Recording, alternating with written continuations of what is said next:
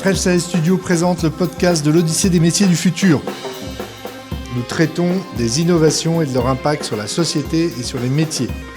Nous recevons des experts pour éclairer les transformations induites par ces innovations.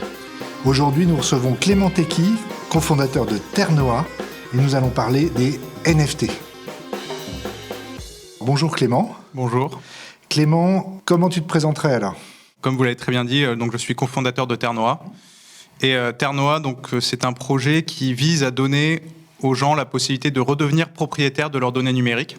Parce que le constat aujourd'hui, c'est de se dire, finalement, lorsqu'on va stocker nos données, on va les confier à des acteurs américains, la plupart du temps, comme Google Drive ou iCloud. Et en fait, le problème que ça pose, c'est qu'on n'est que locataire. On accepte souvent des conditions où on peut se voir supprimer son compte, voir ses données finalement. Ils ont quasiment un droit total. Et surtout, un autre corollaire, c'est qu'il n'y a pas des possibilités simples de transmettre la donnée, au sens de transfert de propriété. Et donc nous, Ternoa, c'est un projet d'infrastructure blockchain qui vise à utiliser cette technologie pour permettre aux gens de redevenir propriétaires. Donc concrètement, acheter des espaces de stockage. Comme j'achète ma maison, je suis propriétaire, je peux en faire ce que je veux dedans. Et donc là, j'achète un espace de stockage numérique. Et donc, comme j'en suis propriétaire, je peux mettre les données que je veux de manière confidentielle, anonyme. Et en plus, on a mis en place, au niveau de ces coffres forts, des capacités, des protocoles de transfert qui vont permettre de dire j'envoie cette donnée à telle personne dans 10 ans, dans 100 ans, après ma mort, dans 1 minute. Et donc de pouvoir paramétrer en fait de l'envoi et du transfert de propriété de la donnée numérique. Et si on vient un petit peu plus sur toi, donc Clément, tu es entrepreneur depuis combien de temps ? Donc moi, on a cofondé Ternoa depuis octobre. Au début, quand tu dis cofondé, vous êtes combien ? On est 5 cofondateurs. 5 cofondateurs. On est une équipe élargie et très complémentaire avec des profils comme Mickaël, qui est CEO, qui est beaucoup plus autour d'une connaissance fine des technologies. Il a été web développeur pendant plus de 20 ans, une carrière au Japon aussi, donc profil très international. Donc une complémentarité dans l'équipe. Voilà, une vraie complémentarité, parce que moi je viens plutôt d'une école de commerce avec un parcours en fac de maths également. J'ai commencé ma carrière dans un cabinet de conseil en finance Accuracy, qui est pas très loin de ses locaux aussi, et je l'ai continué dans le conseil en stratégie en transformation numérique au sein de Eleven. Je me suis très tôt intéressé à la blockchain, vu que j'ai coécrit le livre Blockchain vers de nouvelles chaînes de valeur en 2018, où j'essayais d'analyser en fait la blockchain sous l'angle de l'analyse historique, philosophique, économique, financière et stratégique. Donc des solides compétences en maths. Un parcours après plus classique, école de commerce, etc. De l'expertise en conseil. Et par contre, hyper féru de techno, puisque du coup, tu t'es à titre personnel passionné tôt pour ces sujets. Exactement. J'ai toujours été passionné de nouvelles technologies et des jeux vidéo en général aussi. Des jeux vidéo, comme quoi, il n'y a pas que du mauvais dans les jeux vidéo. Très bien. Qu'est-ce qu'un NFT ? Comment expliquer ce qu'est ce mot barbare, NFT, là, qu'on voit surgir ? Et comment l'expliquer à quelqu'un qui n'y connaît rien ? Tristan dit souvent ma grand-mère ou un enfant de 6 ans. Donc NFT, ça veut dire Non-Fungible Token. Mais une fois que j'ai dit ça, je pense que je n'ai pas dit grand-chose. Déjà, encore une fois, pour bien comprendre, il faut repartir peut-être un pas en arrière et se dire qu'est-ce que c'est que la blockchain et qu'est-ce que ça apporte. Et pour se poser la question de qu'est-ce que c'est la blockchain, il faut aussi se poser la question de qu'est-ce que c'est Internet. On est obligé de faire ce chemin intellectuel-là. Et en fait, Internet, en 2 mots, ça a permis de numériser la communication. Donc on peut transférer de l'information très facilement. Mais qu'est-ce qu'on ne peut pas faire sur Internet ? C'est transférer de la valeur dont je suis propriétaire. On n'est jamais vraiment propriétaire de la donnée sur Internet. Et en fait, la blockchain, en tant que technologie, ça permet de transférer de la valeur. Ça permet de transférer des actifs numériques. Et le Bitcoin, qui est la première crypto-monnaie et blockchain, vu que c'est une infrastructure blockchain, c'est ce que ça permet concrètement, c'est dire, je prends un actif, le Bitcoin, et je le transfère à une personne A à B, ce qui permet d'acter un transfert de valeur. Et donc, une fois qu'on a mis en place cette première infrastructure blockchain qui permet de transférer de la valeur, on peut créer par-dessus les NFT, qui veut dire Non-Fungible Token, qui est non fongible. C'est à la différence du Bitcoin, qui est comme toute monnaie est fongible, c'est-à-dire qu'on peut le diviser 100, puis après 100 fois 1, etc. Un NFT, c'est un actif numérique unique, une image en fait, une photo, on peut voir ça comme ça, qui est insécable en fait d'une certaine manière, et qui permet de matérialiser le transfert de la donnée. Ça veut dire qu'aujourd'hui, si je prends un exemple concret, j'avais un ami qui disait au départ qu'il ne voulait pas acheter de la musique sur Apple Store parce qu'il ne pouvait pas la transmettre à ses enfants. Exactement, voilà. C'est le miroir digital d'une musique, ça pourrait être un NFT qui contient un album. Et donc, je suis propriétaire de ce NFT. C'est quelque chose d'unique qui est inscrit dans la blockchain et que je peux transférer. Je peux transférer, en fait, ce titre de propriété. Et aujourd'hui, les plateformes comme iCloud, enfin, toutes les structures de cloud permettent de transférer ? Alors, il doit y avoir des possibilités de transmission, mais je pense que c'est compliqué. Il faut faire des démarches, etc. Et en fait, Plus généralement, il faut bien comprendre que lorsqu'on utilise des actifs numériques, donc je vais prendre l'exemple des jeux vidéo parce que c'est plus parlant aussi, si par exemple je joue à un jeu où je crée des personnages, etc., qui sont développés par des sociétés comme Blizzard, en fait, le personnage appartient à Blizzard. Donc, c'est-à-dire que je ne peux pas transmettre la propriété effective de ce personnage parce que c'est un actif numérique qui ne m'appartient pas, qui appartient à la société qui l'a créé. Et en fait, les NFT dans les jeux vidéo, par exemple, ça permet de créer un jeu vidéo décentralisé dans lequel en fait chacun est propriétaire de son personnage et peut en fait faire des transactions sur ce personnage et chaque item du personnage devient en fait un objet de propriété. Ça va poser la grande question de l'héritage numérique. Exactement, mais Ternoa s'inscrit aussi un petit peu dans cette continuité, c'est-à-dire nous l'idée c'est de la transmission. En fait à la base Ternoa c'est de la transmission de quoi? Des actifs numériques. Et donc c'est pour ça qu'il y a beaucoup d'intérêt autour de notre solution de la part des notaires par exemple qui peuvent dire aujourd'hui, comment on acte le transfert de propriété de certains actifs numériques? Et on inclut dedans, forcément, on pense tout de suite mes clés de cryptographie qui me donnent accès à mes bitcoins, mais pas que, ça peut être des packs d'actionnaires. En fait, aujourd'hui, on se rend compte qu'il y a quand même beaucoup de documents administratifs et légaux qui sont de plus en plus numériques. Et dire, voilà, j'ai un investissement equity dans une entreprise qui est sous un document DocuSign, par exemple, comment je le transfère à des tiers? Je le stocke et je peux acter le transfert grâce à des NFT, par exemple, parce que la donnée peut être encapsulée dedans. Très clair. Et du coup, quelle pourrait être... je pousse un peu plus loin, mais du coup, la technologie, en se développant, qu'est-ce qu'elle ouvre comme opportunité? En fait, c'est ce que je dis, c'est à partir du moment où on arrive à ce développement et avoir un usage normatif, ça veut dire qu'il y a beaucoup de secteurs d'activité qui peuvent avoir des nouveaux paradigmes économiques. Donc je parlais tout à l'heure des jeux vidéo, avec cette possibilité de créer des jeux vidéo dont finalement les personnes sont propriétaires et créer un marché comme ça. Il y a tout le marché qu'on vient d'évoquer autour de la transmission des données numériques, donc qui est quand même un marché assez vaste. Tout l'univers des médias au sens large, donc c'est-à-dire photos, vidéos, musique, etc., sont directement impactés, parce qu'en fait, on a pris l'exemple des albums sous forme de NFT.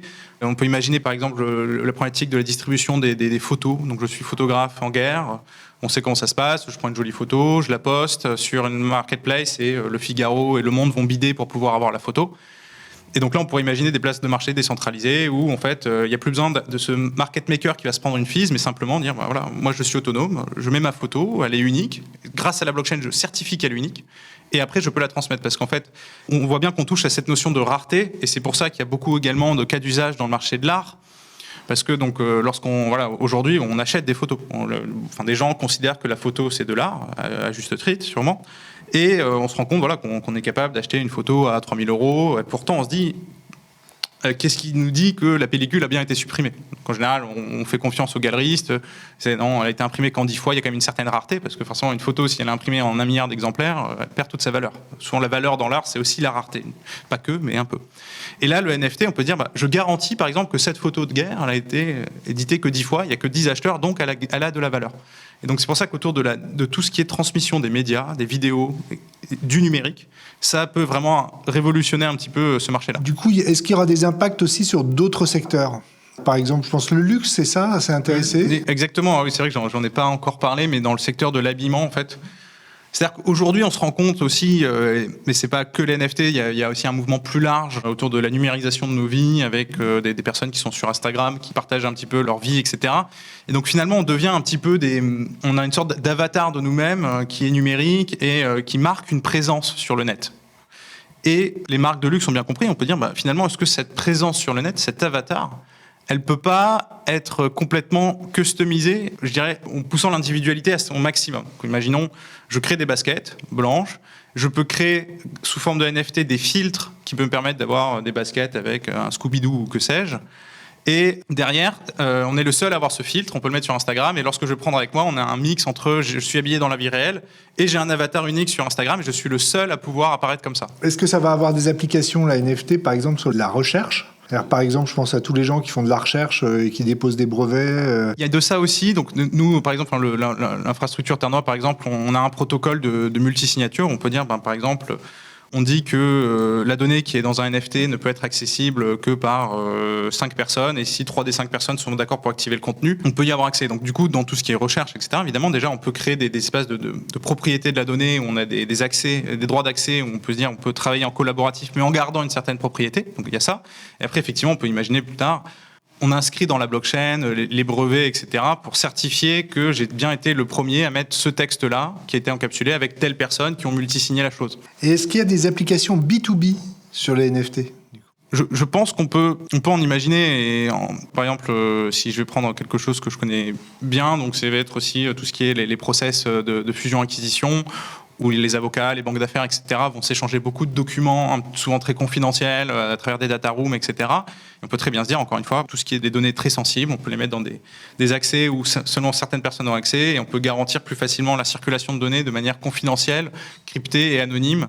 Et donc, dans le monde des affaires en général, on peut imaginer des solutions où finalement, à la fin, on ne saurait pas vraiment qu'on utilise des NFT, ça serait vraiment caché d'un point de vue utilisateur, mais il y a une infrastructure qui permet d'assurer ces partages de données de manière confidentielle et sécurisée. Et ça, c'est quelque chose que vous regardez dans le développement de votre entreprise ? Pas immédiatement, donc sur la roadmap, en termes de développement, nous, la première étape, c'est d'avoir cette infrastructure, et ensuite, la mise en place d'applications, donc c'est partie business, devrait se faire plus tard, mais on peut l'imaginer dans 2, 3, 4 ans. On pourrait imaginer, par exemple, qu'un avocat ait une sorte de coffre-fort numérique en NFT et qu'il transmette. Ça, c'est un cas d'usage qu'on peut très bien créer sur notre blockchain.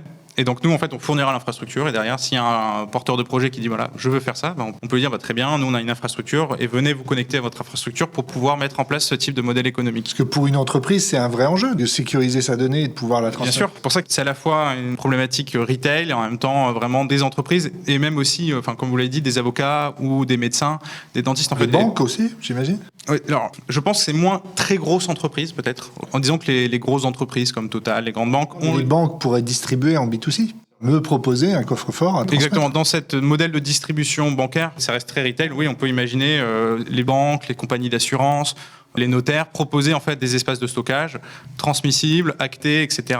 On vient nativement, on met tous vos avoirs numériques. Et du coup, quels sont les métiers qui seraient potentiellement amenés à se transformer ? Est-ce que c'est une innovation qui crée une disruption sur des métiers ? Alors déjà, il faut être capable, déjà d'un point de vue informatique, les équipes d'IT des groupes, etc., doivent être capables de comprendre et de manipuler les langages informatiques qui permettent de développer ce type d'infrastructure, ou en tout cas au moins être capable de faire les connexions avec les infrastructures réseau existantes. Autour de l'informatique, ça va forcément être une grande révolution. Générer de nouveaux emplois, des nouvelles compétences.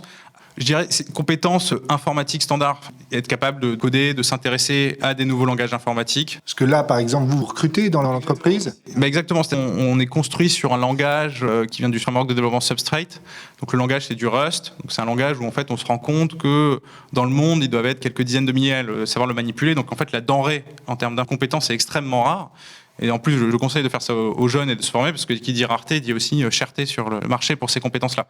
Donc là, il y a un vrai besoin de formation autour de ces nouveaux langages informatiques, de la blockchain. Tu payes cher, du coup, les jeunes qui vous rejoignent ? Ça dépend. On peut bien payer un jeune compétent. Nous, on n'a pas peur de bien payer les jeunes à partir du moment où ils sont compétents. De toute façon, la techno n'a que 2 ans. Je sens qu'on n'aura pas le salaire. Non, mais c'est vrai que la techno n'est là que depuis 2-3 ans. Donc finalement, quelqu'un qui a 2 ans d'expérience, c'est quelqu'un qui est très senior. Mais comment ? Quelqu'un qui n'a pas d'expérience ?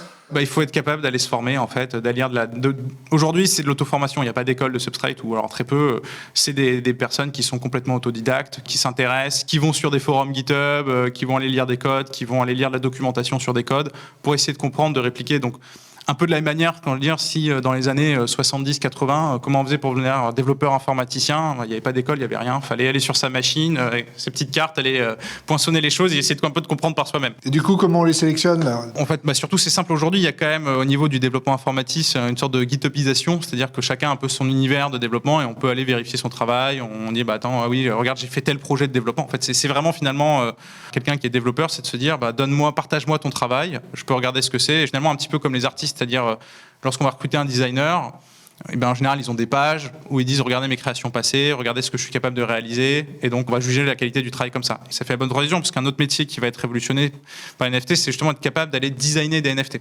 Designer de NFT, parce qu'il faut être capable d'aller faire des images numériques animées, il faut être capable de faire des choses qui plaisent, de créer des écosystèmes qui finalement, c'est un petit peu, je dirais, dans la continuité des métiers, des gens qui sont designers dans les jeux vidéo, des designers dans l'art, etc. Donc je pense que les écoles d'art numérique vont former de plus en plus de personnes au NFT. Nous, on a pu travailler avec des écoles justement pour leur dire, leur faire des commandes, dites à vos étudiants qu'on a besoin de faire ça, et on a pu collaborer avec eux. Donc là, il y aura un vrai besoin de formation là-dedans. Et après, j'ai envie de dire, il y a aussi un besoin de formation globale et de compétences, c'est-à-dire comprendre ce que c'est, ce que ça peut apporter en termes de modèle économique. Donc finalement, d'un point de vue également économie, quand je dis économie, c'est peut-être école de commerce, etc. Savoir finalement quels sont les modèles économiques qu'on peut créer avec des NFT, quels sont les modèles économiques qu'on peut créer avec des tokens qui sont liés, comment on peut générer de la valeur. Les tokens, c'est... Le token, c'est en fait une crypto-monnaie. C'est-à-dire que le terme crypto-monnaie peut porter un petit peu à débat. Donc, on préfère parler de crypto-actifs, c'est-à-dire permettre de s'échanger sur des bourses, etc. Et on peut également les appeler les tokens, les jetons finalement, un petit peu comme des jetons de Tombola quand on va créer un écosystème monétaire. Du coup, il y a ces métiers, ces deux métiers-là. Est-ce que ça va détruire des métiers ? Je pense pas qu'il y aura une destruction à proprement parler de certains métiers. Ce sera plutôt une évolution.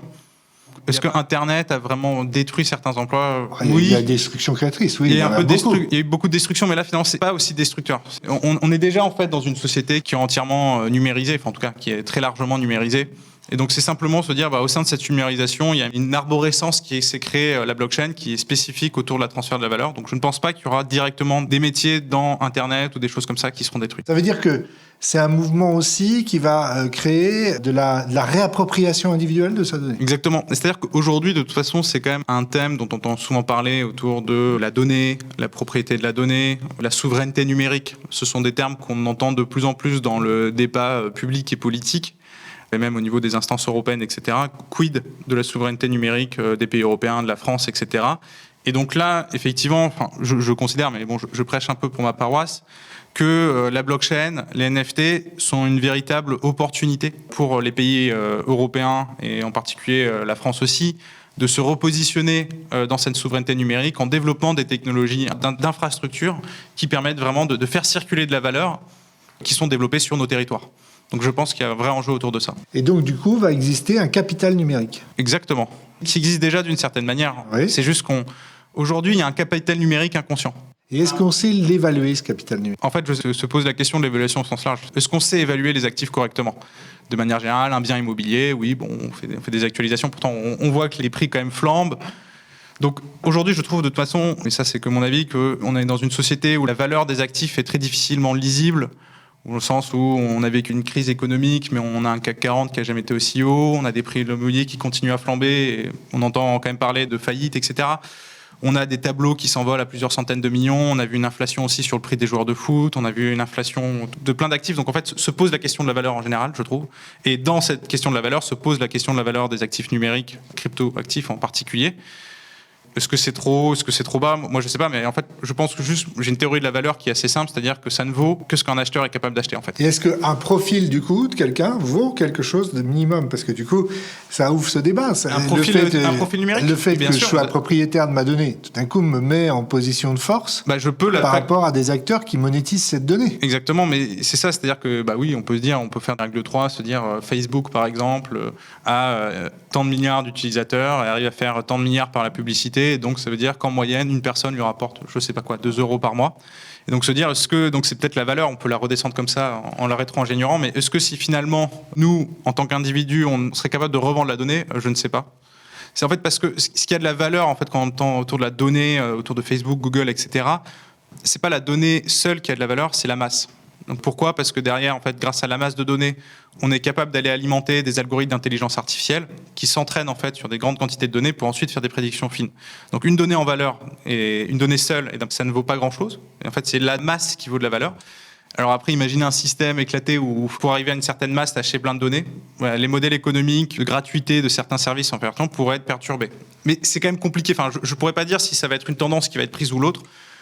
Mais en tout cas, pour certains types de données qui nous sont chères, on peut retrouver une certaine forme de propriété, même si je pense que cette propriété sur des photos, des personnels, sera seulement émotionnelle. Mais après, quelle est la valeur émotionnelle d'un bien ? Ça, c'est un débat sur lequel on pourrait passer un petit moment aussi, mais je ne suis pas sûr que c'est le débat aujourd'hui. Du coup, les besoins de compétences, oui, sont très liés à la technologie et le design. L'impact sur l'emploi, pour l'instant, difficilement mesurable. Est-ce que c'est un écosystème dynamique en termes de création d'entreprises, les NFT ? Oui, alors donc déjà, nous, à l'échelle de Terre-Noire, on était 5 en novembre, 5 cofondateurs. 6 mois après, on est 25. Donc on a créé quand même 20 emplois, principalement en France, autour des métiers de développement, mais aussi de communication, parce qu'il faut être capable de savoir communiquer sur les réseaux sociaux par rapport à ça. Donc il y a vraiment des emplois, et il y en a quand même beaucoup d'autres, des startups qui développent des cas d'usage autour des NFT et qui nativement créent de l'emploi. Donc oui, il y a clairement une traction au niveau de l'emploi auprès de certains métiers très spécialisés, mais il y a une vraie demande de recrutement. En tout cas, nous, on cherche en permanence des talents, etc., à recruter dans ces domaines qui sont quand même assez rares et spécifiques. Et c'est vrai qu'il n'y a pas une grande école des NFT ou des choses comme ça. Mais en tout cas, nous, voilà, quelqu'un de curieux, quelqu'un qui se forme, peut trouver en fait son débouché. C'est-à-dire qu'aujourd'hui, ce qu'il faut, et si on essaie d'avoir une réflexion sur le marché de l'emploi, il faut bien se dire que tout ce qu'on apprend en école, etc., c'est pas un savoir fondamental qui sera statique dans tout le long de notre vie et qui va nous servir et qui sera autosuffisant. Dit autrement, en fait, moi, le métier que je fais aujourd'hui, je ne pensais pas qu'il imaginait au moment où je suis sorti de l'école. Donc, il n'y a pas si longtemps, il y a 5 ans, je ne suis pas non plus un dinosaure. Mais le métier que j'exerce aujourd'hui, n'existait pas quand je suis sorti d'école. Et donc, qu'est-ce que j'ai surtout appris en école ? C'est à rester curieux, à lire, à m'interroger, à suivre les tendances. Et c'est ça, je pense qu'il faut surtout pas créer une grande école des NFT. Non, parce que finalement, on va rater, quand on crée une grande école des NFT, on va rater peut-être... En fait, c'est l'interdisciplinarité qui compte. C'est être capable d'être à la fois économiste, mais en même temps de savoir comprendre les enjeux d'une technologie, avoir une vision sur le design, sur l'art. En fait, c'est ça, c'est être capable de s'interroger et d'être... Et vous testez les soft skills pour rentrer chez vous ? Alors nous, en plus, on a une spécificité, c'est que, alors ça c'est plus sur le marché de l'emploi, on est une entreprise entièrement décentralisée, finalement la philosophie de la blockchain. C'est-à-dire qu'on n'a pas vraiment de bureaux, on a quelques bureaux, mais on a sur des personnes qui sont à Paris, à Lille, à Antibes, à Biarritz, à Dubaï, en Croatie, au Pakistan, au Japon. Donc tout exclusivement par communication numérique, télétravail. Et donc, il faut avoir, je pense, des soft skills spécifiques pour pouvoir réussir à travailler dans un environnement, finalement, où il n'y a pas de rencontre réellement physique. Alors, c'est quoi ces soft skills ? Ça va être déjà avoir de l'agilité sur les réseaux, c'est-à-dire savoir communiquer facilement, savoir s'adapter facilement à des nouveaux environnements de travail. C'est-à-dire que là, c'est pas dire non, moi je suis utiliser une application, dès qu'on me demande d'utiliser une autre application de communication, je suis un peu perdu, je trouve pas les boutons, etc. Donc voilà, donc plutôt de la flexibilité, de la plasticité au niveau de l'adaptation. Et après... être capable d'être assez autodiscipliné pour se dire oui, je travaille pour une entreprise, non, il n'y a pas de bureau, non, il n'y a pas la question du présentiel, mais oui, je dois être autonome pour réussir à produire ce qu'on me demande de faire dans les temps et les bons délais. Et donc, ça demande d'un point de vue managérial de se poser la question de l'autonomie. Donc nous, on laisse une autonomie totale. C'est-à-dire que moi, la personne peut me dire qu'elle est en train de travailler alors qu'elle est à la plage, j'aurais aucun moyen d'aller le surveiller. Et donc du coup, qu'est-ce que ça implique ? Ça implique quelque chose qui est de beaucoup plus se concentrer sur le résultat, d'être vraiment focus sur ce qu'elle est capable, la personne avec qui je travaille, de délivrer les résultats en temps et en heure. Oui, non. Si oui, c'est très bien, on continue. Sinon, il faut se remettre en question. Et vous testez les soft skills ? On les teste, mais simplement. Comment vous les testez ? Juste dans l'entretien, on n'a pas en place des tests de personnalité ou des choses comme ça. C'est vraiment du feeling pur.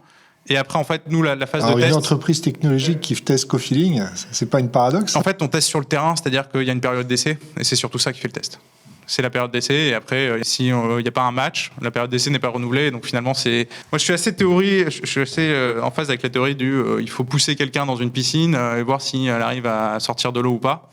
Et donc se dire, on te teste, ok, on te fait confiance, on a un bon fit, on te met devant une difficulté, est-ce que tu y arrives, est-ce que tu n'y arrives pas ? Si tu n'y arrives pas, tu peux soit essayer de comprendre pourquoi tu n'y arrives pas à évoluer, mais c'est trop dur pour toi, il faut aller vers d'autres métiers peut-être plus traditionnels. Et du coup, l'avenir de l'entreprise chez Ternoa ?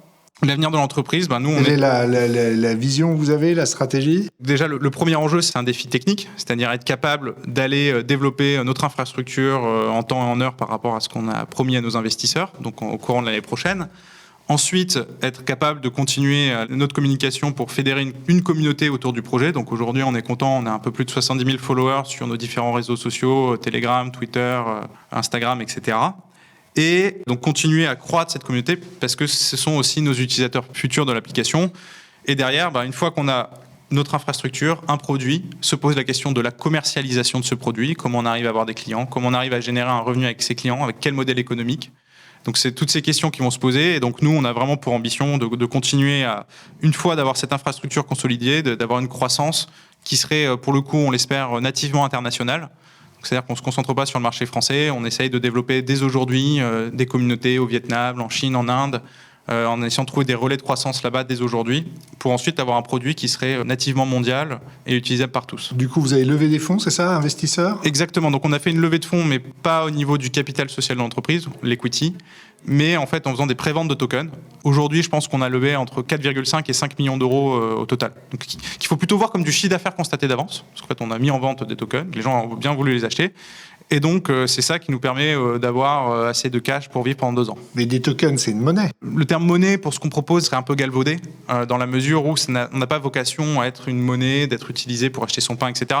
Il faut plutôt le voir comme une matière première, en fait le miroir des actifs digitaux. Donc ce qu'on propose, c'est acheter un espace de stockage Et pour acheter cet espace de stockage, on a besoin d'avoir donc notre token, le CAPS, qui est une sorte de matière première finalement, puisqu'elle a été émise en quantité limitée.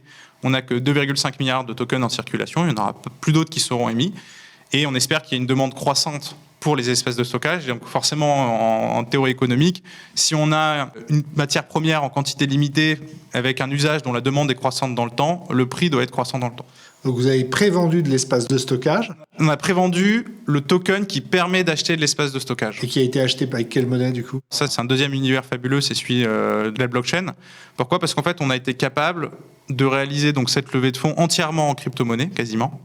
Ce qui veut dire qu'en fait, nous, on faisait une transaction où je te donne du CAPS, et toi, en retour, tu me donnes du Bitcoin ou surtout des stablecoins comme de l'USDT. Donc, qu'est-ce que c'est l'USDT ? C'est pour le coup une crypto-monnaie qui a une vocation monétaire et qui est en fait une monnaie dont la valeur est directement pégée au dollar. Qu'est-ce que ça veut dire être pégé au dollar ? C'est-à-dire que quand $1 vaut $1, ça vaut toujours $1. En fait, les variations du dollar par rapport à l'euro, en fait, cette crypto-monnaie va la suivre. Et donc, c'est ce qu'on appelle un stablecoin. Pourquoi ? Parce que la valeur est stable dans le temps. Et pourtant, c'est une crypto-monnaie parce que ça utilise les infrastructures blockchain pour pouvoir fonctionner.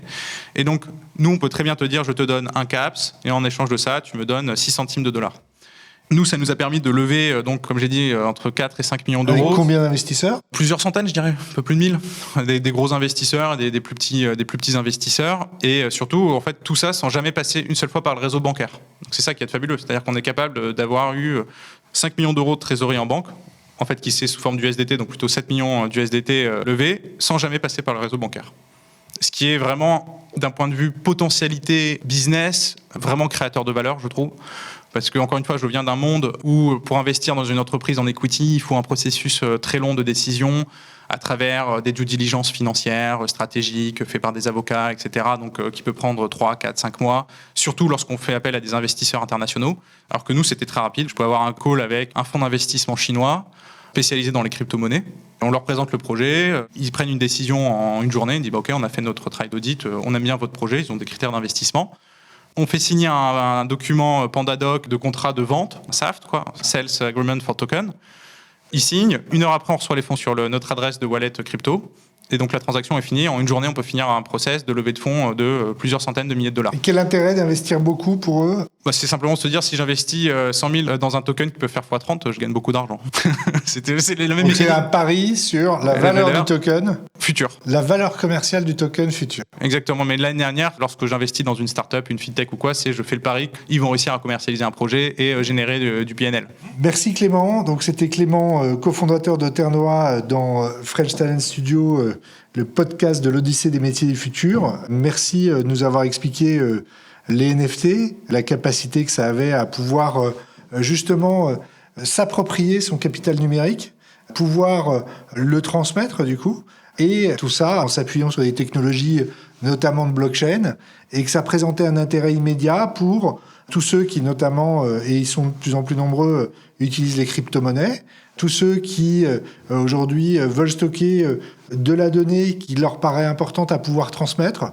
Ça va de contrats, de photos, de musique demain, et que l'on souhaite pouvoir transmettre à travers un espace qui est sécurisé et qui permet de se réapproprier cette donnée, puisque on sait qu'aujourd'hui, il y a tout un enjeu réglementaire sur qui est propriétaire de la donnée actuellement. Merci beaucoup. Le mot de la fin, Clément ? Un grand merci pour l'invitation et je suis content d'être dans ces très beaux locaux que malheureusement les auditeurs ne pourront pas voir. Merci beaucoup Clément et bonne réussite dans ce projet. Merci, au revoir.